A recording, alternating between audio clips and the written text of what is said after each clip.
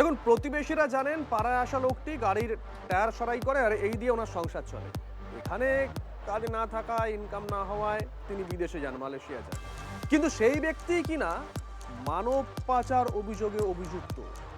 দুর্গাপুর থেকে একজনকে গ্রেপ্তার করেছে এনআইএ। শুনেছি কি মালয়েশিয়া গিয়েছিল, আমি একবার জিজ্ঞেস করেছিলাম তো বললাম মালয়েশিয়াতে কাজ করি। ভাড়াটে হিসেবে এই পাড়াতেই 4 বছর বাস গোলাম জামার।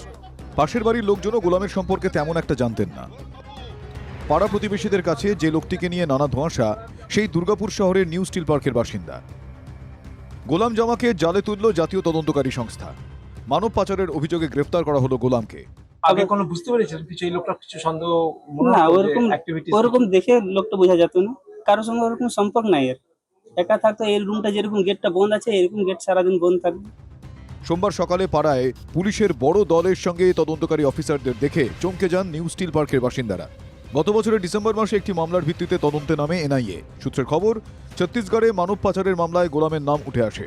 অভিযোগ, ওই রাজ্য থেকে সে বিদেশে বেআইনিভাবে শ্রমিক সরবরাহের কাজ করত। মাস 6 আগে গোলাম যায় মালয়েশিয়ায়। সেখান থেকে ফিরে মোবাইলে সিম কার্ড বদলে ফেলেও শেষ রক্ষা হলো না। টানা জিজ্ঞাসাবাদের পর তাকে গ্রেফতার করে এনআইএ। ভারতীয় ন্যায় সংহিতার একাধিক ধারায় তার বিরুদ্ধে মামলা হয়েছে। তার মধ্যে রয়েছে মানব পাচারের মতো গুরুতর অভিযোগ। तो नाम क्या है? वो भी नाम करने वाला। भाड़े में रहते हैं? हाँ, किराए पे। कितने दिन आए थे? ये कितने दिन पहले यहाँ पर आए? 2-3 साल से शायद है। उसे कोई इंट्रोडक्शन नहीं है मेरा। এখানে চার দোকানে ওরকম চার দোকান চলছে না, তো ছেলেগুলো ইংলিশ মিডিয়ামে পড়ে, স্কুলে পড়ে, তো চলে গেছে মালয়েশিয়া কাজ করতে পয়সা কামার জন্য। অভিযুক্তকে ট্রানজিট রিমান্ডে নিয়ে যাওয়া হবে দিল্লি। যে বাড়িতে ভাড়ায় থাকতো গোলাম, তার মালিক থাকে বিদেশে।